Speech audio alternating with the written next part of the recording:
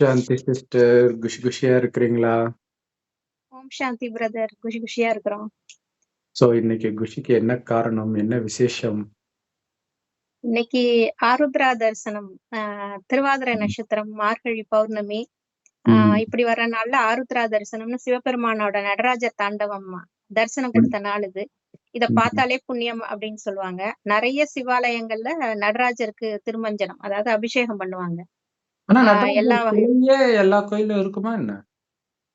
எல்லா நடராஜர் சிலை கோயிலையும் நடராஜர் இருக்கும். பெரிய கோயில் ம். எல்லாத்துலயுமே சைட்ல நடராஜர் இருக்கும். ஓ, அதுக்கு அபிஷேகம் பண்ணுவாங்க. முக்கியமா சிதம்பரம். சிதம்பரத்துல சிதம்பரம். சிதம்பரம், குற்றாலம், ம். திருநெல்வேலி, மதுரை, அந்த பஞ்சஸ்தலம்னு ம். சொல்லுவாங்க. ம். கனக சபை, சித்திர சபை, தாமிர சபை, ம். ரத்தின சபை, அப்படின்னு ம். ஒரு 5 நடராஜர் கேந்திரத்துல இந்த மாதிரி ரொம்ப விசேஷமா நடக்கும். உத்தரகோச மங்கை, அதான் உலகின் முதல் சிவாலயம்னு சொல்லுவாங்க. உத்தரகோச மங்கை அப்படின்னு சொல்லிட்டு, அது வந்து சிவபெருமான் வந்து பார்வதிக்கு ரகசியமா ஆகமங்கள் எல்லாம் உபதேசித்த இடமா. 28 அது ஊர் ஆகமங்களை பேரா உள்ள கோயில் பேரா அது? உத்தரகோச மங்கை கோயில் பேரே அதுதான். கோயில் பேரும். சரி, அது ஓகே. மங்கைன்னா அது பார்வதி. பார்வதிக்கு ரகசியமா உபதேசம் பண்ண கோயில் அது. சரி. அதுலதான் ராவணனுக்கும் மண்டோதரிக்கும் கல்யாணம் நடந்த கோயில்னு சொல்லுவாங்க. ஓஹோ. மங்களாசாசனம் பண்ணி வச்சது மங்களநாதர் உத்தரகோச மங்கையில. அதுலயும் ஆருத்ரா தரிசனம் ரொம்ப சிறப்பா இருக்கும். அதுல வந்து மரகதத்தினால ஆன நடராஜர் சிலை இருக்கும். 5 அடிக்கு நல்ல பெரிய நடராஜர் சிலை. அது பாக்குறது ரொம்ப விசேஷம். அது வந்து அதிர்வுகள் எல்லாம் தாங்காது, அந்த மரகத சிலைன்னு சொல்லுவாங்க. அதனால எப்பயுமே சந்தன காப்பு பூசியதான் வச்சிருப்பாங்க. இன்னைக்கு மட்டும் அந்த சந்தன காப்பு எடுத்துட்டு அபிஷேகம் எல்லாம் பண்ணிட்டு உடனே சந்தன காப்பு பண்ணிடுவாங்க. அது உலகின் முதல் சிவாலயங்கிறதுனால அது ரொம்ப, அந்த தரிசனம் பாக்குறது ரொம்ப அபூர்வம், ரொம்ப புண்ணியம் அப்படின்னு சொல்லுவாங்க. அதே மாதிரிதான் மத்த கோயில் எல்லாத்துலயுமே அந்த ஆருத்ரா தரிசனம். அதுக்கு நிறைய புராண கதைகள் இருக்கு பேக்ரவுண்ட்ல. அதுல ஒரு கதை வந்து பெருமாள் வந்து பார்க்கடல்ல சயனிச்சிருக்கும் போது ரொம்ப சந்தோஷமா ஒரு நாள் சிரிச்சிட்டு இருப்பாரு. அத ஆதிசேஷன் கேட்பாங்க, எதுக்கு இப்படி சந்தோஷமா இருக்கீங்களே, உங்க இவ்வளவு சந்தோஷமா பார்த்ததே இல்லையே, என்ன காரணம்னு. நான் சிவபெருமானோட நர்த்தனத்தை பாத்துக்கிட்டு இருக்கேன், நடராஜரோட ஆனந்த தாண்டவத்தை பாத்துக்கிட்டு இருக்கேன், அதான் எனக்கு சந்தோஷமா இருக்கணும்னே. அப்ப நாங்களும் அதை பார்க்கணும் அப்படின்னோடனே, நீ இந்த பூலோகத்துல பதஞ்சலி முனிவரா நீ பிறந்து தவம் இருந்தீன்னா சிதம்பரத்துல காட்சி கிடைக்கும் அப்படின்னு சொல்லுவாரு. அப்புறம் பூலோகத்துல வந்து பிறந்து பதஞ்சலி முனிவரா வாழ்ந்து, அந்த முனிவருக்கு கீழே வந்து பாம்பா இருக்கும், அந்த ஆதிசேஷனோட மறுபிறவிங்கிறதுனால சிதம்பரத்துல அவருக்கு காட்சி கிடைக்கும். அவருக்கும் வியாக்கிரபாதன் ஒரு முனிவருக்கு 2 பேருக்குமே சிதம்பரத்துல ஆனந்த நடன காட்சி அளிப்பாரு. அதுதான் இன்னைக்கு அந்த ஆருத்ரா தரிசனம் அளித்த நாள் இது. அதனால எல்லாரும் அந்த கோயில போய் பார்ப்பாங்க. சிதம்பரம் தான் முக்கியமான இடம். அங்க பக்கத்துல திருவாதிரை அன்னைக்கு களி செஞ்சு படைப்பாங்க. பெண்கள்லாம் திருமங்கலத்தை மாத்தி புது சரடு போட்டுப்பாங்க அன்னைக்கு விரதம் இருந்து. அது இன்னொரு கதையில என்னன்னா, ஒரு கல்யாணம் ஆன பொண்ணு வந்து ரொம்ப சிவபக்தியாவா, கல்யாணம் ஆகி 3 நாள்ல, அப்பெல்லாம் 4வது நாளைக்கு அப்புறம் தான் சாந்தி முகூர்த்தம் தான் வைப்பாங்களாம் இந்த காலத்துல. அந்த 3 நாள்ல கணவன் வந்து இறந்துருவாரு. அவ வந்து நான் பார்வதி தேவியோட ரொம்ப பக்தியா இருந்திருக்கா. பார்வதி தேவி கிட்ட முறையிடுறா, இதுதான் நான் பக்தியோட பலனா, இப்படி என் கணவன் வந்து பிரிஞ்சு போயிட்டாரு, எப்படியாவது எனக்கு மாங்கல்ய பலத்தை கொடுங்கும் போது பார்வதி சிவபெருமான் கிட்ட சொல்லி, அதுக்கப்புறம் காலன் போய் திருப்பி உயிர் வந்துருமா கணவனுக்கு. அதனால எல்லாரும் மாங்கல்ய நோன்பு இருந்து சிவபெருமான மாங்கல்யத்தை மாத்திப்பாங்க, சரடு மாத்திப்பாங்க, மஞ்சள் கயிறை மாத்திப்பாங்க. அந்த நோன்பு திருவாதிரை நோன்பும் இன்னைக்குதான் இருப்பாங்க. அப்புறம் இன்னொரு காலத்துல வந்து தாருகாவனத்துல வந்து முனிவர்கள்லாம் தவம் செஞ்சிட்டு இருப்பாங்க, வேள்வி நடத்துவாங்க. அது சிவபெருமானை நிந்தித்து, அவரால ஒண்ணும் நடக்கல, எல்லாம் இந்த கர்ம பலனாலதான் நமக்கு வாழ்க்கை, அதுதான் நமக்கு வாழ்க்கைக்கு ஆதாரம் அப்படின்னு சொல்லிட்டு வேள்வி எல்லாம் நடத்திட்டு இருக்கும்போது, அந்த சிவபெருமான் இவங்களுக்கு எல்லாம் ஒரு பாடம் புகட்டணும்னு சொல்லிட்டு பிச்சாடனர் வேடம் எடுத்துட்டு வந்து அந்த முனிவர்களோட ரிஷிபத்தினிகள் அவங்க இருக்கிற இடத்துக்கு போய் பிச்சை கேட்க போவாராம். பிச்சாடனர் உருவத்துல ஒரு கோவண தாண்டி மாதிரி போய் கேட்பாராம். அப்ப வந்து அந்த ரிஷி பத்தினிகள்லாம் அவரோட சிவபெருமானோட பேரழகுல மயங்கி அப்படியே அவர் பின்னாடியே போயிருவாங்களாம் எல்லாரும். அதனால அவங்களுக்கு இன்னும் கொஞ்சம் கோபம் வந்துருமா, அந்த வேள்வி நடத்தின முனிவர்கள்லாம் சேர்ந்து இவங்களை எப்படியாவது சிவபெருமான அஃபெக்ட் பண்ணணும் அப்படின்னு சொல்லிட்டு அந்த வேள்வியத்தில நிறைய இந்த உடுக்க மான் அப்புறம் மத யானை எல்லாத்தையும் வேள்வியில போட்டு இதெல்லாம் அவரை போய் அடிக்கணும் அப்படின்னு சொல்லிட்டு போடுவாங்களாம் எல்லாத்தையும். அப்போ வந்து அதையெல்லாம் அந்த சிவபெருமான் வந்து எடுத்துக்கிறாரு. எடுத்துட்டு அதான் ஒரு கையில அது தீ சட்டி மாதிரி ஒண்ணு வச்சிருப்பாரு. அந்த நர்த்தனம் ஆடும்போது உங்களுக்கு தெரியும், இந்த நடராஜ சிலையில இருக்கும், மான், ஆமா. மழு எல்லாம் தரிச்சிருப்பாரு. அப்புறம் அந்த மத யானைய வந்து மரவுரி மாரி தரிச்சுப்பாரு. முகலவன்னு சொல்லிட்டு இருப்பாங்க. அது கால்ல போட்டு அந்த அரக்கன கால்ல போட்டு மிதிச்சுட்டு மேல ஏறி நடனம் ஆடுற ம். மாரி ரொம்ப ஆனந்த தாண்டவம் ஆடும்போது, அப்புறம் முனிவர்களும், ரிஷி பத்தினிகள் எல்லாருமே அவர் கால்ல விழுந்து மன்னிப்பு கேட்டு முக்தி அடைஞ்சிருவாங்க. அந்த முனிவர்கள் எல்லாம் முக்தி அடையிற மாரி கதை. ம். அதுவும் அந்த திருவாதிரை நாள்ல தான் நடந்தது ம். அப்படின்னு சொல்லுவாங்க. நமக்கு வந்து போகி பண்டிகை இன்னைக்கு எல்லாம் ஒண்ணா அமைஞ்சிருக்கு. ம். ஓ! வழக்கமா அடுத்த நாள் ஒண்ணா இன்னைக்கு வராது. ஒண்ணா வராது. ஓ! இன்னைக்கு போகி பண்டிகையும் வந்துருச்சு. கொஞ்சம் நாள் டிஃபரன்ஸ்ல வரும். இன்னைக்கு போகியும் சேர்ந்து வந்துருச்சு. ம். ம். அதனால ரொம்ப விசேஷமா இருக்கு. நமக்கு போகி பண்டிகைனாலும் வேண்டாத தீய எண்ணங்கள் எல்லாம் தீயில போட்டு எரிக்கிறது.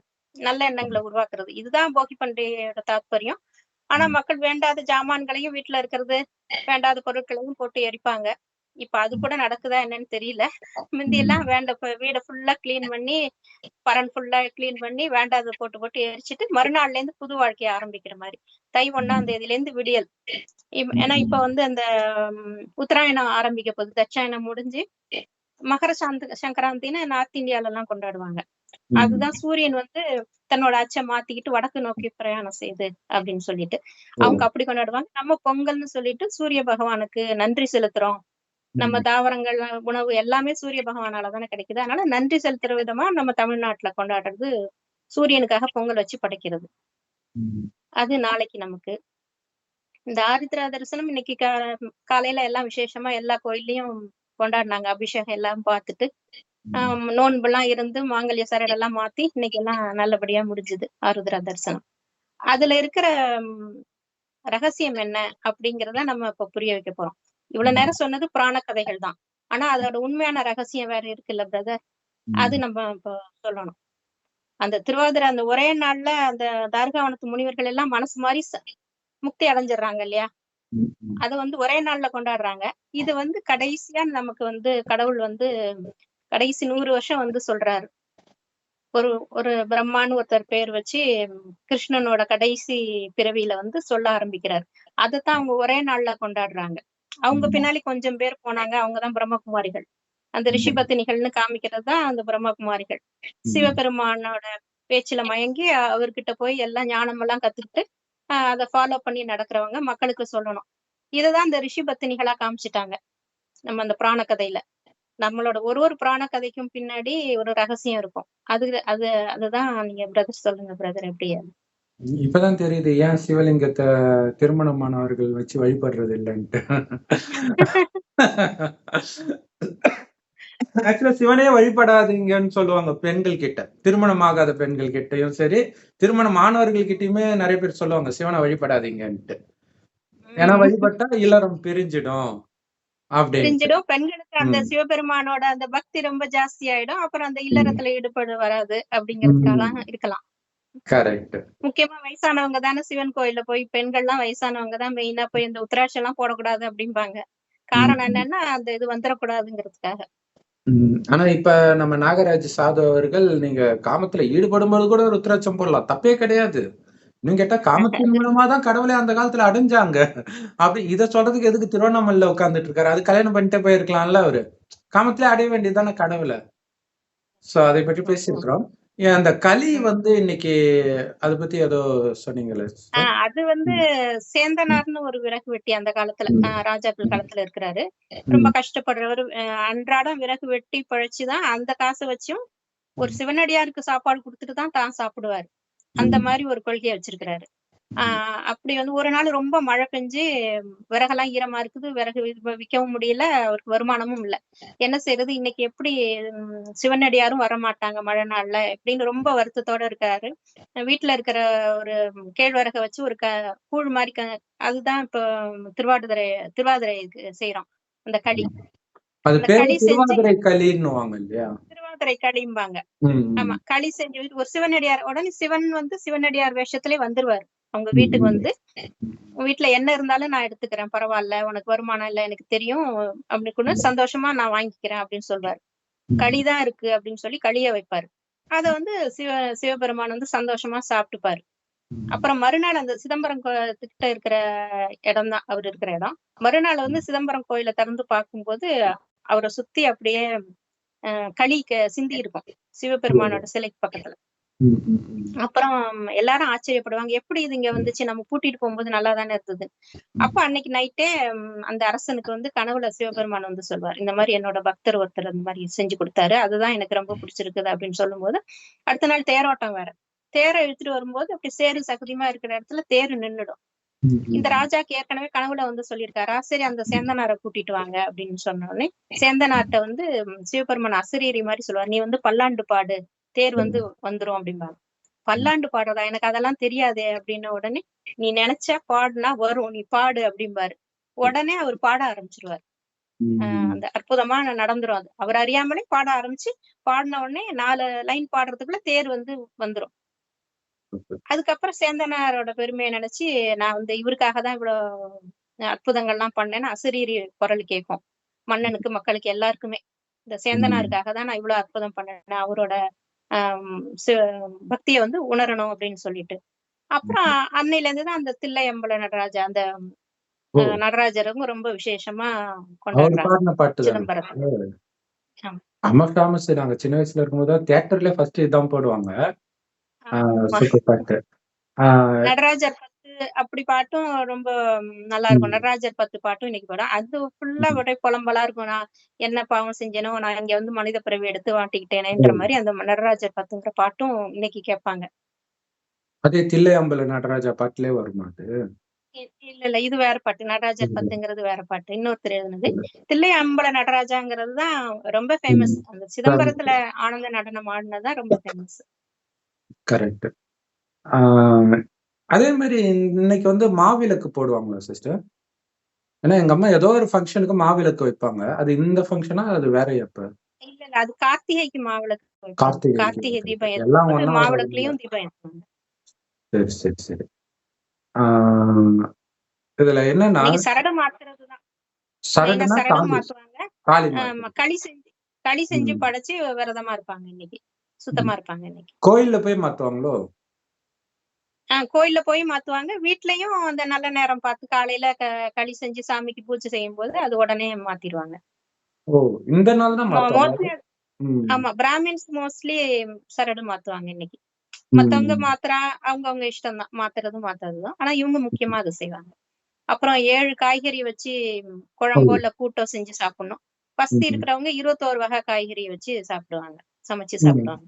ஓ, அது இன்னைக்கு தானே? அது ஏகாதசி எப்ப கிடையாது? ஏகாதசி கிடையாது. ஓஹோ, சரி. அது ஏகாதசிக்கு அடுத்த நாள் துவாதசி அப்ப காலையில ஒரே சமையலா பண்ணி நெல்லிக்காய், ஒரு கீரையும் வச்சு, அகத்தி கீரையும் நெல்லிக்காயும் சேர்த்து சாப்பிடணும் அப்படிம்பாங்க. இன்னைக்குதான் அந்த 7 வகை காய்கறி வச்சு சாப்பிடணும்.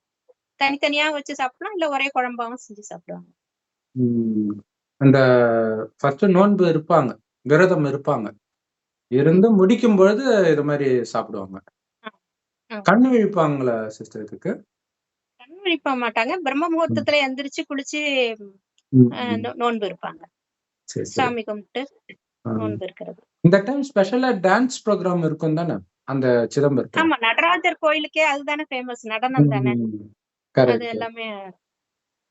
சிவராத்திரிக்கும் நடனாஞ்சலி, நாட்டியாஞ்சலின்னு சொல்லிட்டு தஞ்சாவூர் கோயில்ல எல்லாம் ரொம்ப சிவராத்திரி அன்னைக்கு நடனம் ஆடுவாங்க.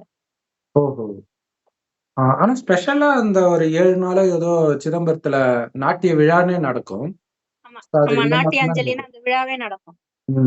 அது இந்த டைம் தான் நினைக்கிறேன். பரதநாட்டியத்துக்கே முன்னாடி யாரு நாட்டியம் ஆடினாலும் நடராஜர் சிலையை தானே வச்சிருப்பாங்க. Correct, super. கலைகளின் நாயகன்.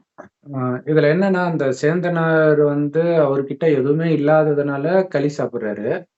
அந்த களியும் இவரு புடுங்கி தின்றாரு. ஒரு இது சொல்லுவாங்க, சின்ன வயசுல பிச்சை எடுத்தாராம் பெருமாள், புடுங்கி தின்னாராம் அனுமாருன்னாங்க. அந்த மாதிரி இருக்குது. ஆனா இதே விஷயம் வந்து திரும்ப திரும்ப மகாபாரதத்திலும் பாத்தீங்கன்னா அவள் எடுத்துட்டு வருவாரு.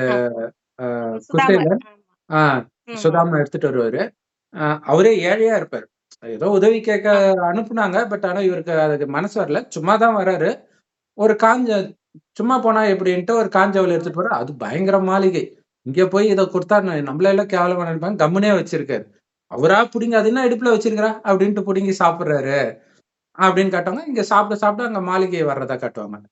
இதை விட ரொம்ப முக்கியமான விஷயம் என்னன்னா, ஒரு டைம் வந்து தனக்கே சமைக்கிறதுக்கு சாப்பாடு இல்லாத ஒரு நிலை பாண்டவர்களுக்கு காட்டுல இருக்கும். திரௌபதி எல்லாத்தையும் கழுவி கவுத்து வச்சுடுவாங்க. அந்த நேரம் பார்த்து கிருஷ்ணர் பசிக்குது பசிக்குதுன்ட்டு வருவாரு.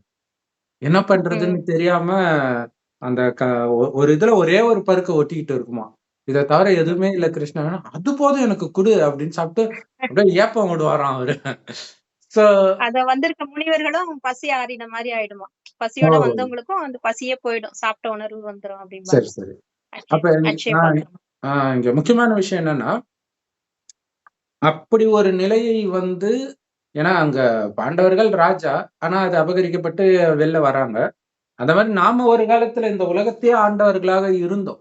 சகல செல்வங்கள், ஆரோக்கியம் எல்லாமே அந்த 16ம் பெற்று பெருவாழ்க மாரி 16 வகையான செல்வங்கள், கலைகள் எல்லாமே இருந்தது. எல்லாத்தையும் இழந்து அமாவாசை ரேஞ்சுக்கு ஆயிட்டோம் நம்ப. இப்ப.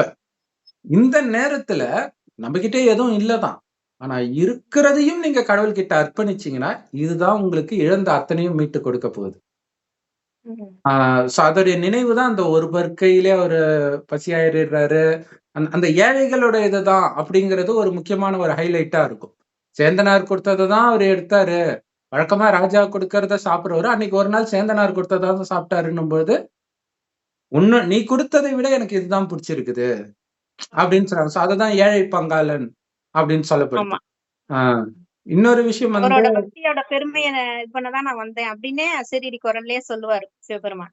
மத்தவங்களோட பக்தியெல்லாம் பெருசா தெரியல. அந்த ஒரு ஏழையோட ம். பக்தி தான் அவருக்கு பெருசா தெரியுது. அத ம். வெளிக்கொணரணும் அப்டின்னு நெனைக்கிறாரு. கரெக்ட். அதே மாரி ஒருத்தர் வந்து மனசாலே சிவன் கோயில் கட்டுன கும்பாபிஷேகத்துக்கு நந்தலால். அவரு போனாரு. நந்தனாரு.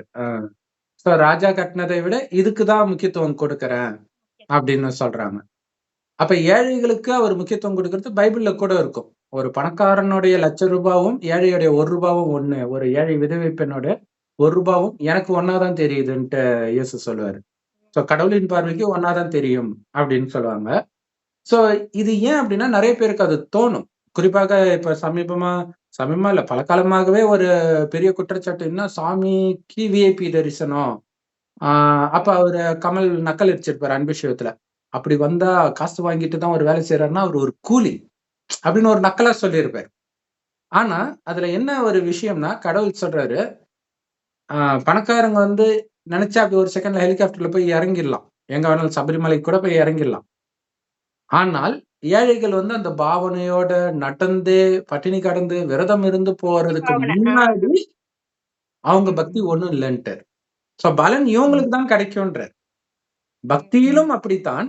கடைசி 100 வருடம் கடவுள் வந்து குடுக்கிற ஞானத்திலும் அப்படித்தான். சோ ஏழைகள் தான் இங்க ஏழைன்றது என்னன்னா, எல்லாருமே ஏழை தான் இங்க. இல்லையா? சொர்க்கத்துல கம்பேர் பண்ணும்போது இங்க ஏழை. ஆனா இங்க மெயின் இங்க ஏழை அப்படிங்கிறது வந்து, தனக்குன்னு எதுவும் இல்லாமல் இறைவன் கிட்ட அர்ப்பணிக்கிறது. உடல், பொருள், ஆவி எல்லாத்தையும் இறைவனுடைய சேவையில அர்ப்பணிக்கிறது. சோ அதுதான். அங்க இருந்ததே ஒரு பருக்க தான். அதையும் குடுத்தாரு. அவருக்கும் அதே மாரி இருந்தது கொஞ்சம் களி குடுத்தாரு. இன்னும் வேணும் எடுத்துட்டு வான்னும்போது, இவருக்கு இருந்ததையும் சேர்த்து குடுத்துட்டாரு. சோ ம். அப்படி யாரு குடுக்குறாங்களோ, அவங்களுக்கு தான் அவரும் முழுசா குடுக்குறாரு அவருடைய சொர்க்கத்தை. ஏன்னா சொர்க்கமாக தான் கடவுள் படைக்கிறார் இந்த பூமியை. அது நரகமாக 2500 வருஷம் கழிச்சு மாறுது. நம்ம மாத்திர்றோம். சோ மீண்டும் அதை அடையறதுக்கு கடவுள் சொல்ற வழி என்ன அப்டின்னா, நீங்க இழந்ததுக்கு காரணம் காமம், கோபம், பற்று, பேராசை, அகங்காரம். அதுக்கு காரணம் உடம்புன்ற உணர்வுல வந்துட்டீங்க. சொர்க்கத்துல ஆத்மான்ற உணர்வுல இருப்பீங்க. அதாவது உயிரு. அது புருவ மத்தியில நட்சத்திரமா ஜொலிக்கிறனால தான் இங்க பொட்டு வைக்கிற பழக்கம் இருக்கு. சோ அந்த ஆத்மா தான் நான் உணர்ந்து ஒருவரை ஒருவர் ஆத்மான்னு தான் இயல்பாகவே பார்ப்பீங்க. அந்த அமெரிக்கால வந்து ஹாலோவீன்னு ஒரு ஃபங்ஷன் இருக்கும். அங்க ம். பார்த்தீங்கன்னா, விதவிதமா ட்ரெஸ் போட்டுருப்பாங்க. கேரட் மாதிரி, இது மாதிரி உள்ள ஆள விட பெருசா இருக்கும். ஒரு கேரட்டே நடந்து வர மாரி இருக்கும். ஆனா நமக்கு தெரியும். கேரட் நடந்து வரல. உள்ள ஒருத்தர் இருக்கிறாரு. அந்த உணர்வு இருக்கணும். இங்க உள்ள ஒருத்தர் இருக்காரு. அந்த நினைவுல இருக்கணும்ன்றாரு. அப்படிதான் இருக்கும் சொர்க்கத்துல. ஆனா கொஞ்சம் கொஞ்சமா அது இருக்கிறதுனால என்ன ஆகும்னா, அந்த உடல் கேரட்டை பார்த்து மயங்க மாட்டாங்க யாரும். ஏன்னா உள்ள இருக்கிறது வேற யாரோன்னு தெரியும். அது என்ன அழகா நீங்க கேரட் செஞ்சு வச்சிருந்தாலும் சரி. அதே மாரி தான் சொர்க்கத்துல ரொம்ப அழகான உடல் இருக்கும்.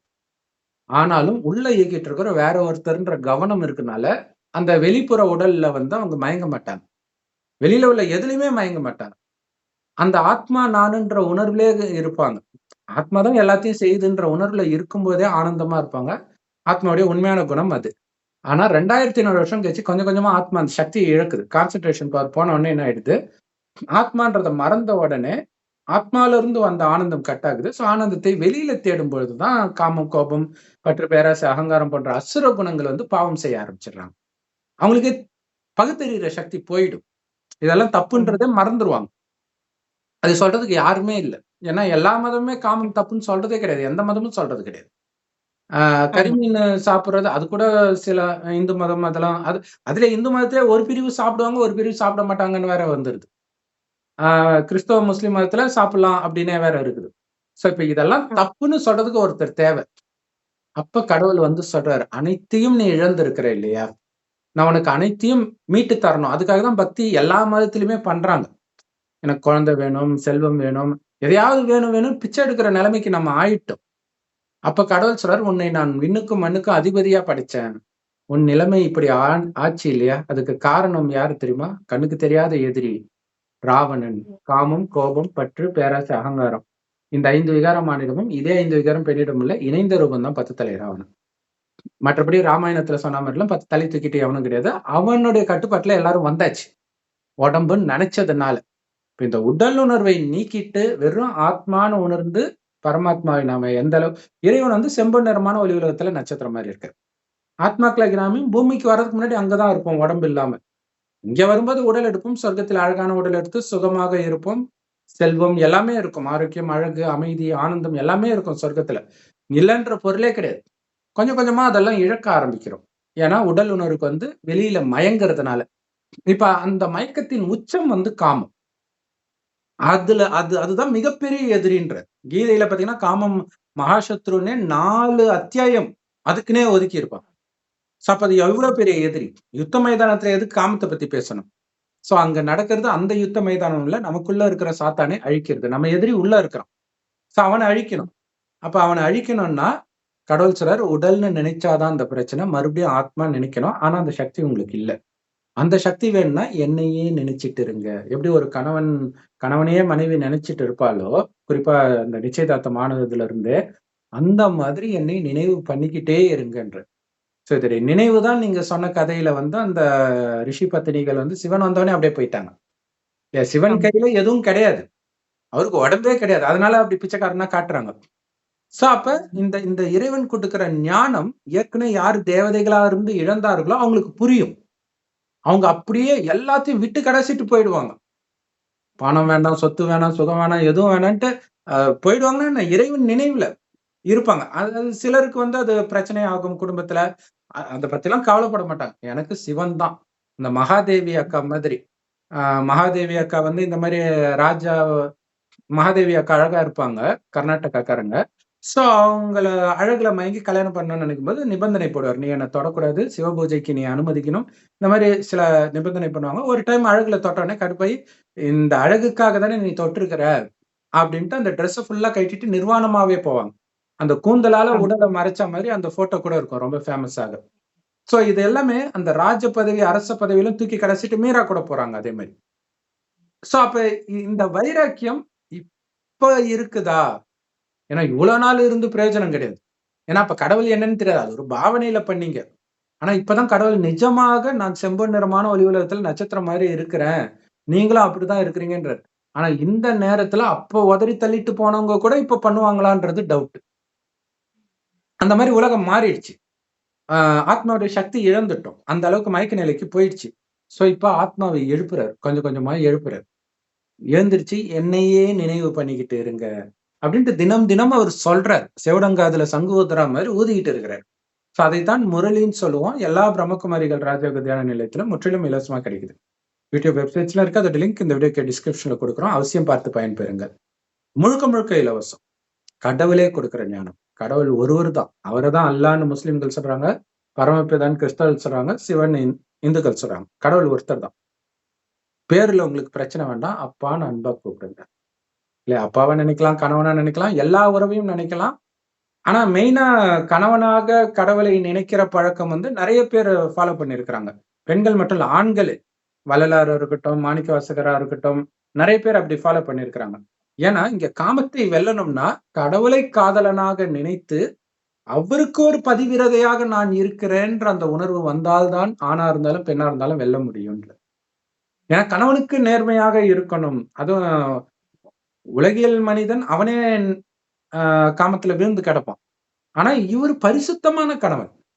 அனைத்தையும் எனக்கு கொடுக்க போறவர் மட்டும் இல்ல, இதுவரைக்கும் நீங்க அனுபவிச்சதே அவர் கொடுத்ததுதான். ஒவ்வொரு 5000 வருடத்தின் ஒரு முறை வந்து இந்த ரகசியத்தை சொல்லி கொடுக்கிறார். ஆத்மான்னு வந்து என்னை நினைவு பண்ணிக்கிட்டே உலகத்தை ஃபுல்லா மறக்கணும்ன்ற. ஏன்னா உலகம் அழியறதுக்கு 100 வருடம் முன்பு வர்றாரு. அப்பதான் அழியும் போது உனக்கு எந்த விதமான துக்கமும் வராது. துக்கத்துல இருந்து நம்மை காப்பாத்துறதுக்காக வராரு. ஆனா உங்களுக்குள்ள உண்மையிலே காமமோ, கோபமோ, பற்றோ, பேராசையோ கொஞ்சம் ஒட்டிக்கிட்டு இருந்தாலும் கண்டிப்பாக அதை தூண்டக்கூடிய சூழ்நிலை வந்து சோதிக்கப்படுவோம். ஆனா அப்பயும் நீங்க அசராம அந்த சிரிச்ச முகத்தோட போயிட்டீங்கன்னா தப்பிச்சீங்க. சோ அதுதான் நடராஜர் ஆனந்த தாண்டவம் ஆடுறதாக காட்டுறது. சிவனோடு சேர்ந்து நாம ஆடுறோம். இறைவனுடைய நினைவுல சொர்க்கம் உருவாக போகுது, உருவாகிட்டு இருக்குது. ஏன்னா இது திரும்ப திரும்ப 5000 வருஷத்துக்கு ஒரு தடவை சொர்க்கமா மாறும். சோ அந்த ரகசியத்தை சொல்றாரு. அங்க போறதுக்கு அங்க இருக்கிற குணம் உங்களுக்கு வேணும். அங்க காமம், கோபம், பற்று, பேராசை, அகங்காரம்னா என்னன்னே தெரியாது. கணவனும் மனைவியும் நமக்கு ஒரு வாரிசு வேணும்னு நினைக்கும் போது மனைவி கர்ப்பம் அடைகிறா. சோ அப்ப அந்த மாதிரி உலகத்தில் நீங்க அழகான மனைவி கணவனோட இருந்தீங்கன்னா நிம்மதியா இருப்பீங்க. ஆனா இன்னைக்கு அழகே இல்லாத மனைவி இல்ல, குழந்தை கூட பத்திரமா இருக்க முடியாத ஒரு காலகட்டத்துல இருக்கிறோம். கையிலயும் காசும் கிடையாது. உலகமும் மோசமா இருக்குது. சோ அப்ப இந்த உலகத்தை விட்டு தப்பிச்சு போறதுதானே புத்திசாலித்தனம். இங்க எது கிடைச்சாலும் நிம்மதியா இருக்க முடியாது. இல்லையா? ஆரோக்கியம் கிடையாது. விதவிதமான நோய்கள் வருது. ஆனா அங்க ஒரு சின்ன தலைவலி கூட வராது. 150 வருடம். ஆனா ஆத்ம உணர்வுல இருக்கனால அது மரணம்னு சொல்ல மாட்டோம். அதுக்கப்புறமும் ஆனந்தமாக உடலை விடுவோம். இப்ப இறைவன் நினைவுல இருந்து இறைவன் கொடுக்கிற அந்த ஞான முரளியை சிந்தனை பண்ண பண்ண வெளி உலக விஷயங்கள் எல்லாம் மறக்கிற அளவுக்கு சிந்தனை இதுலயே இருக்கணும். நாம தான் முயற்சி பண்ணணும். பண்ண பண்ண ஒரு டைம்க்கு அப்புறம் வெளி உலக விஷயம் எல்லாம் விலகிடும். சோ இந்த விலகுறத தான் வந்து கணவனை விட்டுட்டு போனாங்கன்னு சொன்னாங்க. அது விட்டுட்டு போறது கிடையாது. அங்க இருக்கக்கூடிய பற்று கட்டாயி இறைவனோட வந்துடுது. சோ அது வரும்போது நெறைய பேரு டென்ஷன் ஆயிடுவாங்க இல்லையா? சோ அப்ப அதனால நெறைய பிரம்மகுமாரிகள் குடும்பங்கள்ல பிரச்சனை வரலாம். ஆனா கடவுள் கொடுத்ததை தான் இவ்வளவு நாள் அனுபவிச்சிருக்கிறோம்.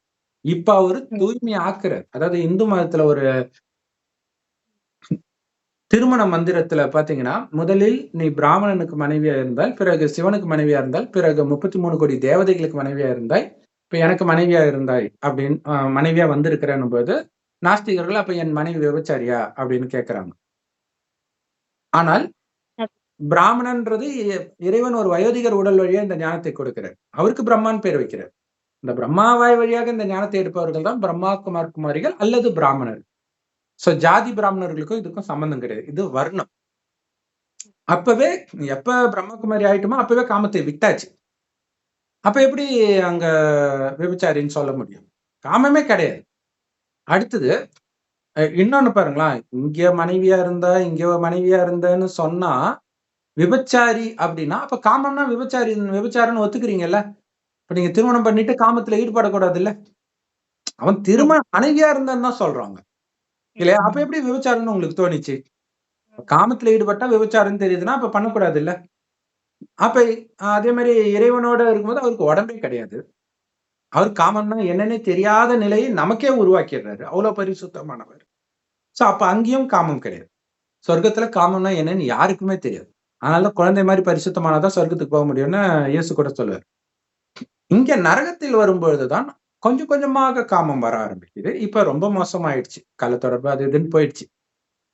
ஆனால் இப்பதான் நம்ம எல்லாருமே விபச்சாரியா இருக்கிறோம். ஆணா இருந்தாலும் சரி, பெண்ணா இருந்தாலும் சரி. அதனாலதான் இயேசு விபச்சார சந்ததியினரேன்னே கூப்பிடுவாரு எல்லாரையும். அதுக்கு தான் ஒரு கல்லால் அடிப்பாங்க. அததான் கடவுள் சொல்றாரு. இந்த தூய்மையை போதிச்சதுனால தான் இயேசுக்கு பிரச்சனைன்ட்டு. இது அவங்களுக்கு தெரிய மாட்டேங்குது. சரி, இப்ப இந்த விபச்சாரிகளுக்கு அடைக்கலம் கடவுள் கொடுக்கிறார். அவ்வளவு பரிசுத்தமானவர் விபச்சாரின்னு தெரிந்து நம்மை திருமணம் செய்கிறார். இது எவ்வளவு பெரிய விஷயம். அப்ப அவருக்கு நம்ம எப்படி இருக்கணும்? இல்லையா? ஒரு விபச்சாரியை வந்து கடத்திட்டு போய் விபச்சாரம் பண்ண வைக்கிறாங்கன்னா, அந்த பெண்ணை மீட்டுட்டு வந்து ஒருத்தன் திருமணம் பண்ணா, அவன் எவ்வளவு உண்மையா இருக்கணும்? எவ்வளவு பெரிய விஷயம் அது. சோ அந்த மாதிரி கடவுள் நம்மை நம்பி ஒட்டுமொத்த உலகத்தையும் நம்ம கையில கொடுக்க போறார். மகாராணி ஆக்குறார் இல்லையா? உலகத்தின் அதிபதி அவர்னா அவருடைய மனைவி நம்மளும் உலகத்தின் அதிபதி தானே. அப்படி மாத்துற.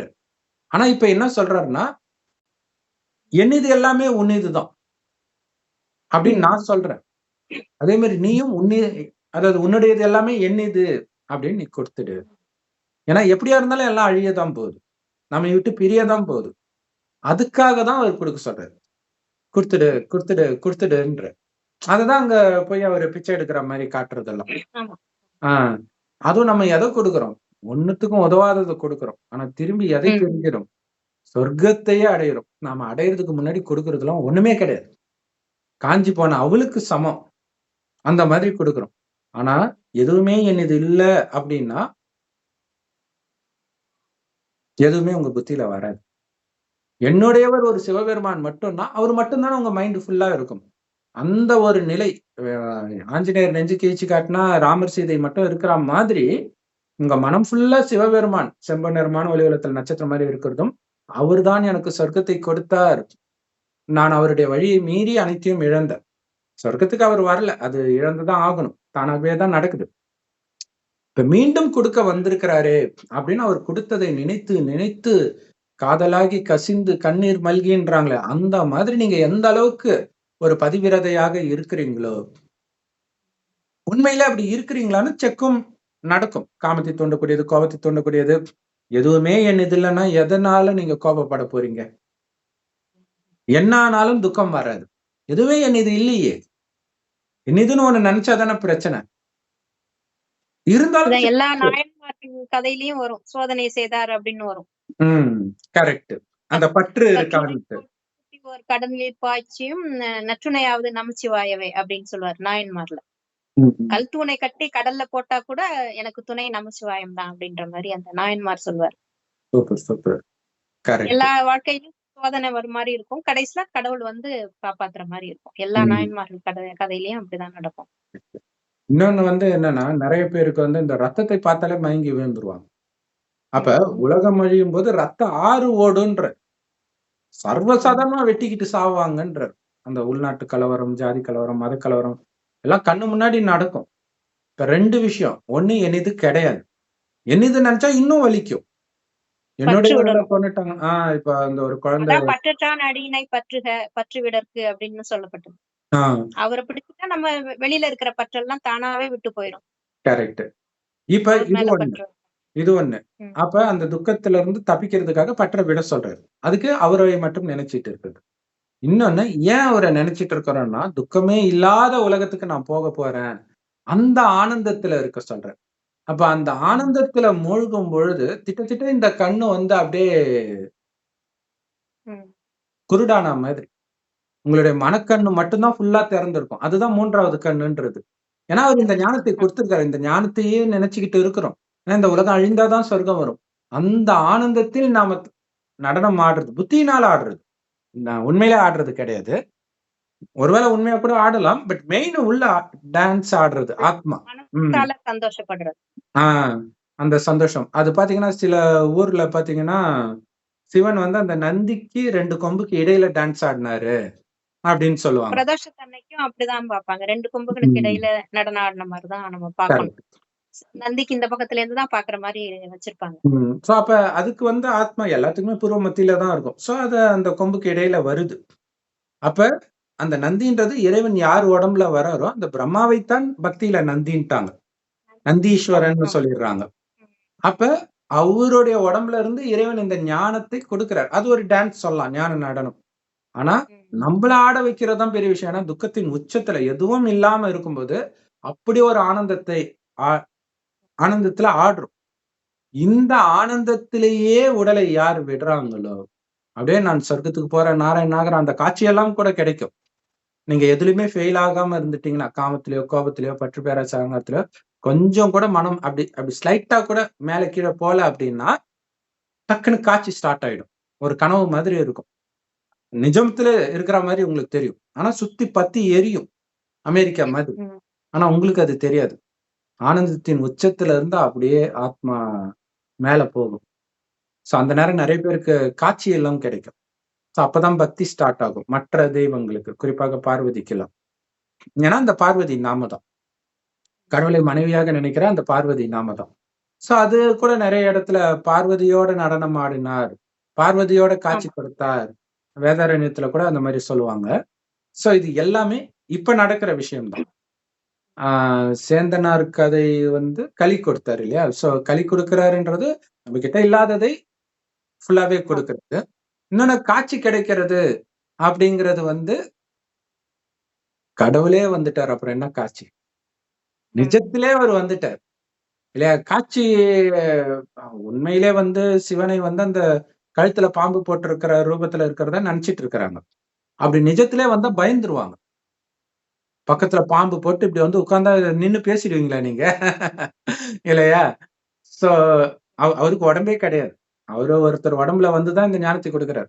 சோ அது அவரு அடையாளம். நம்மளையும் உடம்புன்னு ஜாதி, மதம், ம், இனம் எதையுமே பாக்குறது கிடையாது. உடம்புன்னு பாக்குறது. ஆத்மாவ தான் ம். பாக்குறாரு. ஆத்மாவுக்கு சரி. அப்பான்னு தான் சொல்றாரு. அது கண்டிப்பா. எந்த ஜாதி, மொழி, மதம், இனமா இருந்தாலும் கடவுள் ஒருவர் தான். அவரதான் அல்லாஹ், கர்த்தர்ன்னு சொல்றாங்க. ம். பரமபிதான்னு சொல்றாங்க எல்லாருமே. உடலையே ஆத்மாவ பார்க்கறதுக்கு மட்டும் அறியாது. தான் பாக்குறாரு. அவர் ம். உள்ளார்ந்த அன்ப மட்டும் தான் பாக்குறாரு. வெளியில கண்டிப்பா. பாடுற இதெல்லாம் பஜனை எல்லாம் கூட கேட்கறது இல்ல. அவருதான் கண்டிப்பா. எல்லாரும் தான் ஒரே நேரத்துல பாடுறாங்களே, யாருங்கன்னு அவர் ம். கேட்பாரு. உள்ள இருக்கிற அன்பு மட்டும் தான் அவர் பாக்குறாரு. கண்டிப்பா. ஏன்னா, நீங்க பாட்டு பாடிட்டு ஆடுறது, பாட்டோடைய மியூசிக்குக்கா? கடவுளுடைய அன்புக்கா? டிஃபரன்ஸ் இருக்குல்ல. பாட்டு மியூசிக்ல சினிமா தியேட்டர்ல கூட தான் ஆடுறாங்க. இது கடவுளுடைய அன்புன்னு அர்த்தமா? எல்லா மதத்திலயும் இப்ப ஆயிடுச்சு. இந்த மாரி பாட்டு போட்டு டான்ஸ் ஆடுறது. ஆ சோ இங்க அதெல்லாம் கிடையாது. இறைவன் நினைவுல இருந்த அந்த ஆனந்தம், அந்த ஆனந்தம் உங்க முகத்துல தெரியணுன்றது. அதன் மூலமாக நீங்க என்னை வெளிப்படுத்தும் பொழுது தான், இவங்களுக்கு கடவுள் தான் ஞானத்தை கொடுக்கிறார் அப்படின்னு உணருவாங்க. எப்ப? நமக்கு துக்கத்தின் உச்சம். அதாவது உலகியல் பார்வையில அது துக்கத்தின் உச்சம். அப்பா, அம்மா இறந்ததா இருக்கலாம், குழந்தை இறந்ததா இருக்கலாம். உதாரணத்துக்கு பெங்களூர்ல வந்து ஒரு பிரம்மகுமாரி சகோதரியுடைய சின்ன பையன் இறந்துட்டான். சின்ன வயசுல. ம். அது எப்படி இறந்தான்னு தெரியல. அது ஏதோ அரசியல் சம்பந்தமா ஏதோ ஒண்ணு இருக்கும் போல இருக்குது. ஏன்னா முதல்வர் ம். வந்தார். ஆறுதல் சொல்றதுக்காக. சில அந்த மாரி விபத்துக்கெல்லாம் வருவாங்க இல்லையா? சோ அந்த மாரி வராங்க. ம். ஆறுதல் சொல்ல வராங்க. ஆனா அந்த சிஸ்டரு ம். பாபா சிவனுடைய ஃபோட்டோவ வச்சு, அந்த பிரம்மாவுடைய ஃபோட்டோவ வச்சு, கடவுள் இங்க வந்திருக்க கொஞ்சம் கூட அந்த துக்கத்துடைய பேரடையாளமே தெரியல. அவ்வளோ ஆனந்தமா சொல்றாங்க. அவருக்கு ஒரு மாரி பைத்தியம் புடிச்ச மாரி இருக்குது. என்ன நடக்குது இங்கன்ட்டு.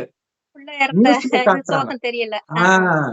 சோ அப்ப அவங்க உண்மையிலே சிவனை குழந்தையாக நினைச்சிருக்கிறாங்க. அதனால இதையும் வாய்ப்பா பயன்படுத்தி இறைவனை வெளிப்படுத்துனாங்க பாருங்க. எவ்வளவு பெரிய விஷயம். இல்லையா? சோ அந்த மாரி துக்கத்தின் உச்சத்துல தான் நீங்க கடவுளுடைய குழந்தைன்றதே வெளிப்படும். ஒரு விதத்தில் அதாவது லவ் யூ பாபா. பைபிள்ல வந்து ஒண்ணு வரும். ஒருத்தன் ஊனமா இருப்பான். அ இயேசுடைய சிஷ்யன் கேட்பான், "இவரு வந்து ஊனமா பிறந்தது, இவரு செய்த பாவமா? இவங்க அப்பா, அம்மா செய்த பாவமா?" அப்படின்ட்டு. சோ அதுல மறுஜென்ம ரகசியமும் இருக்குது. ஏன்னா இவன் எப்ப பண்ணியிருப்பான்? பொறக்கும்போதே இப்படித்தான் இருக்கிறான்னா, முன் ஜென்மத்துல தான் பண்ணியிருப்பான்.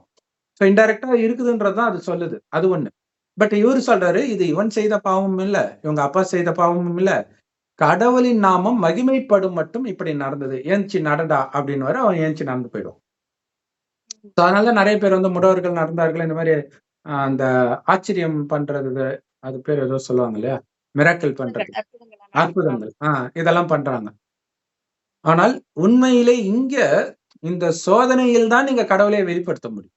சோ இதுதான் அங்க மகிமை பாடும் அப்ப அப்ப கால் உடையுதுன்னா என்ன அர்த்தம்னா, கால் உடையணும்னு அவசியம் கிடையாது. மேபி அது கூட உடையலாம். ஆனால் அந்த ஆனந்தம் இருக்குது பாருங்க. அந்த ஆனந்தம் சொல்லும். எனக்கு இந்த ம். ஆனந்தம்ன்ன உடனே அந்த ஒரு பாட்டு ஒண்ணு இருக்கு. மகாநதி சோபனா வந்து அருளே ஆனந்தம்னு ஒரு பாட்டு வரும். அந்த ஸ்ரீரங்கநாதனே அப்படின்ட்டு ஆனந்தம் ஆனந்தம்னு வரும். அப்ப அவர பத்தி பாடும்பொழுதே அவங்க ஆனந்தம் அடையறாங்க. அவரு எவ்வளவு ஆனந்தத்துல அங்க படுத்துட்டு இருக்கிறாரு. இல்லையா? ம். படுத்துட்டு இருக்கிறாருன்னா என்ன ரங்கநாதர் அர்த்தம்ன்னா, புத்தி வந்து எத ரங்கநாதர் பத்தியும் அப்படிதான் பண்ணி கவலைப்படல. கொண்டிருப்பார். ஆ அவரு எல்லா வேலையும் செஞ்சுட்டு தான் இருப்பாரு. அவருடைய புத்தி ஓய்வா இருக்குது. எதை பற்றியும் கவலைப்படாம சிவனுடைய ஆனந்தத்திலே மூழ்கி இருக்குதுன்னு அர்த்தம். அப்படி மூழ்கினவர் தான் நாராயணன் ஆகுறது. சோ இது தெரியாம நெறைய பேர் வந்து சிவனும் அரியும் ஒண்ணுன்றாங்க. எப்படி அப்பாவும் குழந்தையும் ஒண்ணாக முடியும்? இல்ல எப்படி ஒண்ணாக முடியும்? அப்பா வேற இது பாவம்ங்கிறதே அந்த விகார குணங்கள் தான். காமம், கோபம், பற்று, பேராசை, அகங்காரம். ஆணவம், ம். கன்மம், மாயை அப்படிங்கிறாங்களே, ம். அதோட வெளிப்பாடுதான் பாம்பா காமிச்சிருக்காங்க. கரெக்ட். அத அடக்கி அது மேல படுத்திருக்கிறாரு பெருமாள். படுத்துட்டு இருக்கிறாரு. அத வந்து இடுப்புல அடிமையாக்கிட்டாரு. பெல்ட் மாரி பிள்ளையார் கட்டியிருப்பாரு. ம். முருகனும் காலடியில வச்சிருப்பாரு. ம். சிவபெருமான் இந்த சங்கரரும் கழுத்துல மாட்டியிருப்பாரு. உடம்பு ஆபரணமா ஃபுல்லாவே ஆக்கிட்டாரு. இருக்கும் எல்லாருமே அவருக்கு. தனக்கு கண்ட்ரோல் பண்ணி வச்சுட்டாங்க அப்படிங்கிறது தான். கண்டிப்பா, சக்திக்கு மேல கூட அந்த 5 தல நாகம் இருக்கும். அத ம். அடக்கிட்டு இப்படி கம்பீரமா நடுவுல சக்தி இருப்பாங்க. பராசக்தி. அந்த கண்டிப்பா. மாரி காமிப்பாங்க. எல்லா இதுலயும் அந்த பாம்ப எப்படி காமிக்கிறாங்கன்னா, தனக்கு கீழ ம். கண்ட்ரோல்ல வச்சிருக்கிறாங்க அந்த விகாரங்கள் எல்லாம். ம். அப்படிங்கிற மீனிங் தான் நம்ம இந்து தெய்வங்களுக்கு எல்லார்கிட்டயும் அந்த கார பாம்பு இருக்கிறது. காரணம் இந்த பாம்புனால தான் அனைத்தையும் இழந்தீங்க. இந்த காமம், கோபம், பற்று, பேராசை, அகங்காரம்ன்ற 5 தல பாம்பு கிட்ட. இதோட நினைவாக பைபிள்லயும் பாருங்க, அந்த பாம்பு தான் சாத்தானாக வந்து சொல்லும். அந்த கனியை சாப்பிடுன்ட்டு. சோ ம். இப்ப நீங்க இழந்ததுக்கு காரணம் எதையோ அதை விடணும். அது எப்படி விடுறது? அதுக்கு அடிமையா இருக்கிறேனே, மிகப்பெரிய மேஜிக். என் ஒருவனின் ம். நினைவிலை இரு. நினைவிருக்கேன். நினைக்க ம். நினைக்க தான் அந்த போதை வரும். ஏன்னா அவருக்கு உடம்பு அந்த கிடையாது. ஆத்மாவுக்கு வலிமை கூடும்போது ஆட்டோமேட்டிக்கா ம். எல்லாம் விட்டு போகும். நம்மள விட்டு அந்த ம். விகார எண்ணங்கள்லாம் விட்டு போகும். மனசுல அன்பும், அமைதியும் நிறையும். உள்ளுக்குள்ளயே அந்த ஆனந்தத்த அனுபவிக்கலாம். இருக்கும். வெளியில தேட வேண்டிய அவசியம் இல்ல. கடைசி நேரத்துல ஆ கடவுள் இருக்கக்கூடிய அந்த பரந்தாமமும் செம்பொன் நிறமான ஒளி உலகத்துல நட்சத்திரம் மாரி அவர நினைக்கிறதும், சொர்க்கத்துக்கு போறதும் தவிர வேற எந்த சிந்தனையும் இருக்காதாம். அதுதான் மிக பவர்ஃபுல்லான ஸ்டேஜ். ஆத்மாவுடைய உச்சக்கட்ட சக்தி நிலை அதுதான். சோ இப்ப மேல்மருவத்தூர் அவங்க சக்தின்னு சொல்லுவாங்க. அவங்களுக்கும் இப்ப சீசனா என்னன்னு தெரியல. ஆ அப்படிதான் நினைக்கிறேன்ல சிஸ்டர்? இப்பதானே அவங்களுக்கும் சீசனு. அவங்க எல்லா நேரமுமே போறாங்க. வெள்ளி, போறாங்க. செவ்வாய் குறிப்பா வெள்ளிக்கிழமை ரொம்ப விசேஷமா இருக்கும். சரி, ஓகே. சோ அப்ப உண்மையிலே இப்பதான் சக்தி யுகம். அவங்க சக்தி யுகம்னே போடுவாங்க. அவங்களுக்கே தெரியல. அது என்ன அர்த்தம்னு தெரியல. ஒருவேளை இதோடைய நினைவாக பக்தியில அப்படி கூட வந்திருக்கலாம். ஏன்னா, சக்தின்றது சிவனுடைய மனைவிய தான் சொல்றோம். சக்தி, சிவன் இல்லை, சக்தி இல்லைன்னு சொல்றாங்க இல்லையா? சோ நாம தான். இப்பதான் இறைவனுடைய மனைவி ஆகுறோம். சக்தி ஆகுறோம். இந்த சக்திகளின் யுகம் தான் இங்க எங்க பாஷையில சங்கம் யுகம்ன்றோம். கடவுளும், குழந்தைகளும் சந்திக்கிற யுகம். இந்த சக்தி யுகத்துக்கு பிறகு வருவதுதான் சத்தியுகம். சத்திய யுகம் ஆமா. அது. உண்மையான ம். யுகம். கடவுள் உருவாக்குற உண்மையான சொர்க்கம். சோ அங்க துக்கத்தின் பேரடையாளமே இருக்காது. ஆனா அதுக்கு துக்கத்தின் உச்சத்துல இருக்கிற இந்த காலகட்டத்தில் சுகத்தின் உச்சத்துல இருக்கிற அந்த துக்கத்துடைய அடையாளமே தெரியக்கூடாது. டான்ஸ் ஆடிக்கிட்டே இருக்கணும் இறைவன் நினைவுல. அது மைண்ட்ல ம். ஓடிக்கிட்டே இருக்கணும். அந்த சொர்க்கத்துக்கு போயிட்டு இருக்கிறேன். இதே சிந்தனையில இருக்கணும். ஆ சோ அப்புறம் அந்த இதேதான் உத்தரகோச மங்கை. ஆ அதுல வந்து இந்த ராவணனுக்கு கல்யாணம் நடந்தது. ஏன்னா பக்தி அதான் ஸ்டார்ட் ஆகுது. உலகத்தின் முதல் கோயில் அதுதான்னு சொல்றாங்க. கரெக்ட். சோ இந்த ரிஷி பத்தினிகள்லாம் இவங்க வந்தவுடனே பின்னாடி ராவணன் வந்துட்டான். ஆ ஆமா. கரெக்ட். இந்த ரிஷி பத்தினிகள் எல்லாம் சிவன் பின்னாடி போறது, அதே மாரி அங்க கிருஷ்ணர் பின்னாடி போறது, இது எல்லாமே வந்து ஆத்மாவை குறிக்கிறதே தவிர, உடலை குறிக்கிறது கிடையாது. இது ஆண், பெண் 2 பேரையும் சேர்த்து தான் சொல்றது. அங்க வந்து கடவுளை நாம கணவனாக நினைத்தால் நாம தான் மனைவி. எல்லா ஆணும் சரி, பெண்ணும் சரி. அவங்க வந்து பெண்ணின் உடல் ரீதியாக பார்த்துட்டாங்க. சோ அப்படி கிடையாது. அத புரிஞ்சுக்கணும். ஆ சோ இது மெயினா ஒரு விஷயம் சொல்லணும்னு நெனச்சேன். இப்ப சமீபமா விஷால் வந்து அது ஒரு பழைய வீடியோக்குள்ள இருக்குது. அது இப்பதான் பார்த்தேன். அவரு வந்து சாப்பிடும்போது இப்படி கும்பிடுவாரு, அப்புறம் இப்படின்னுவாரு. எல்லாம் பக்கத்திலேயே யோகி பாபு பார்த்து இப்படின்ட்டு சாப்பிடுவாரு. அது ரொம்ப வைரல் ஆச்சு. அதை வந்து கேட்டாங்க அவர்கிட்ட. உடனே அவர் சொன்னாரு பாருங்க, கழுத்துல வந்து சிலுவை இருக்குது. இயேசுநாதர் இருக்காரு. அப்புறம் பாருங்க, இதுவும் ஒரு கடவுள் தான். அவருக்கே என்னன்னு தெரியல. ஏதோ ஒரு மாலை போட்டுருக்காரு. பாருங்க, இதுவும் ஒரு கடவுள் தான். என்ன பொறுத்தவரைக்கும் எல்லா கடவுளும் ஒண்ணுதான். ஜீசஸும் ஒண்ணுதான், அல்லாவும் ஒண்ணுதான். அப்படின்றாரு. சொல்லிட்டு கடைசியில என்ன சொல்றாரு, நான் இத 10 வருஷமா பண்றேன். ஆ நான் எந்த தெய்வத்தை நேர்ல நான் பார்த்தது கிடையாது. எனக்கு தெரிஞ்ச தெய்வம் வந்து கேமரா தான் அப்படிங்கிறாரு. ம். இப்ப மொத்தத்துல எந்த தெளிவுமே இல்லை. இல்லையா? கடவுள் கொடுத்தது எப்படி கடவுள் ஆக முடியும்? ம். கடவுள் வேற, படைப்பு. கொடுக்கிறது வேற. படைப்புகள் எல்லாம் ஆ, கடவுளோட படைப்ப கடவுள்ன்னு சொல்லிடுறாங்க. ஆ பர்த்டே அப்ப ஒருத்தன் கிஃப்ட் குடுக்குறான், காலண்டர் குடுக்குறான், பெஸ்ட் ஃபிரெண்ட். அவன் தான் என்னோட ஃபிரெண்ட்னா என்ன இது? இதை பார்த்தால் உங்களுக்கு ஃபிரெண்ட் ஞாபகம் வந்தா அது வேற விஷயம். அதுதான் ஃபிரெண்ட்னே சொன்னா எவ்வளவு பெரிய முட்டாள்தனம். இல்லையா? சோ அப்ப படைப்பவர் தான் கடவுள். என்ன படைப்பு? இந்த கலியுகத்து துக்கம் நிரம்பிய உலகத்தை சொர்க்கமாக, துக்கம் நிரம்பிய மனிதர்களை சுகம் நிரம்பிய தேவதைகளாக படைக்கிறார். சிவபெருமானுடைய உன்னதமான படைப்பு சொர்க்கம். அதுல நம்பர் 1 ஸ்ரீ நாராயணன். ஆனா கடவுளுடைய படைப்பு தான். கடவுளுடைய குழந்தை. மிக பிரியமான குழந்தை. ஆனாலும் குழந்தை தான், அப்பா தான். இல்லையா? சோ படைப்பவர் அவரு. அவரு கடவுள் ஒருத்தர் தான். எல்லாமே ஒண்ணு கிடையாது. எவ்வளவு வித்தியாசம் இருக்கு. கடவுள் ஒருத்தர் தான்றதுக்கும், எல்லாமே ஒண்ணுதான்றதுக்கும் எவ்வளவு பெரிய வித்தியாசம் இருக்குது. முஸ்லிம்கள் சொல்றாங்க அல்லாஹ் கடவுள் கரெக்ட் தான். இந்த சிவனை தான் அல்லாஹ்ன்றாங்க, பரமபிதான்றாங்க. ஆனா ப படைப்பை வணங்காதேன்னா, அவருடைய உன்னதமான படைப்புன்றது அவங்களுக்கு தெரியாது. அவங்க விக்கிரகத்தை வணங்காதேன்னு இடிச்சு தள்ளுறாங்க. அந்த விக்கிரகம் வந்து சொர்க்கத்தில் வாழ்ந்தவர்களுடைய நினைவார்த்தமாக கட்டப்படுது. ஏன் அவங்கள வழிபடுறாங்கன்னா, கடவுளுக்கு ஈக்குவலா தூய்மையா இருப்பாங்க. அதனால வழிபடுறாங்க. சோ அதை புரிஞ்சுக்கணும். சரி, ஓகே. சோ எல்லாருக்கும் ஆருத்ரா தரிசனம், ஒரிஜினல் ஆருத்ரா தரிசனம் இப்ப நடந்துகிட்டே இருக்குது. இந்த ஞானத்தை கேட்க கேட்க ஆருத்ரா தரிசனம் தான். இல்லையா? அது ஸ்தூலமாக ஒரு நினைவார்த்தம் இருக்குது. அவ்வளவுதான். ஆனா, இங்க உள்ளுக்குள்ள நடக்கணும் நடனம். இறைவனுடைய நினைவிலேயே இருக்க இறைவன் கொடுக்கிற அந்த முரளியை கேட்க கேட்க அந்த நடனம் நடந்துட்டு இருக்கும். சோ இந்த யுகம் ஃபுல்லாவே உலகம் அழியிற வரைக்கும், அழியும் பொழுதும் ஆடணும். நீங்க ஆடணும். சிவன் இல்ல. நீங்க ஆடணும். ஆனந்தமாக ஆடணும். இல்லையா? சிவன் கோபத்தில் ஆடினதா சொல்லலாம். அதாவது கோபத்தில் இல்ல, ஆனந்தத்தில். அவரு ஆடல. நாம தான் ஆடுறோம். இல்ல இறைவனோட இணைந்து ஆடுறோம். இறைவன் நினைவுல இருக்கிறதுனால அந்த ஆனந்தம் வருது. ஆனா தனியா இருக்கிறதா உணர்ந்தீங்க முடிஞ்சு போச்சு. அதுக்குதான் எப்பவுமே அவரோடவே இருங்கன்றார். அப்ப எப்ப இந்த ஞானம் கிடைச்சிருச்சோ, அப்ப கடவுள் தான் கணவன், அப்பா, அம்மா எல்லா உறவும் அவரே. குறிப்பா பெண்களுக்கு எல்லா உறவும் கணவன் சொல்றதுனால அவர கணவன் அப்படின்ட்டு சொல்றோம். சோ அப்ப இதுவரைக்கும் மனிதனை கணவனாக நினைத்த நான், இன்றிலிருந்து கடவுளை கணவனாக நினைக்கிறேன்றதுக்காக தான் அந்த தாலியை மாத்தி கட்டுறதே. இது தெரிஞ்சா யாரும் மாத்தி கட்ட மாட்டாங்கன்னு நினைக்கிறேன். இல்லையா? மீனாட்சி திருக்கல்யாணத்தப்பயும் அதுதான் நடக்கும். பார்வதிக்கு கரெக்ட். தாலி கட்டும் பொழுது இவங்களும் கட்டுவாங்க. அப்ப சிவனுக்கு தானே கல்யாணம். அப்ப சிவன் தானே கட்டுறாரு. அது ஏனோ அவங்களுக்கு புரியல. அதுதான் ஆச்சரியமா இருக்குது. சோ அப்ப ஆத்மாக்கள் எல்லாம் சீதைகள். ஆமா, ஆத்மாக்கள் எல்லாமே சீதைகள். ராவணன்ட்டேந்து மீட்டு கொண்டு போறார் ராமர். அப்படித்தானே ராமாயணத்துல வரும். கரெக்ட். புருஷோத்தமர். புருஷர்களே உத்தமர் அந்த நாராயணன்னு சொல்லுவாங்க. நாராயணன் தான். இங்க என்ன பண்றாங்க பாட்டு. மனிதர்கள், ஆருத்ரா தரிசனத்துல பெண்கள், திருமணம் ஆகாத பெண்கள், எனக்கு நல்ல வரன் வேணும்ன்ட்டு நோன்பு கயிறை கட்டிக்குவாங்க. ஆமா. கலியுகத்துல நல்லவனுக்கு எங்க போறது?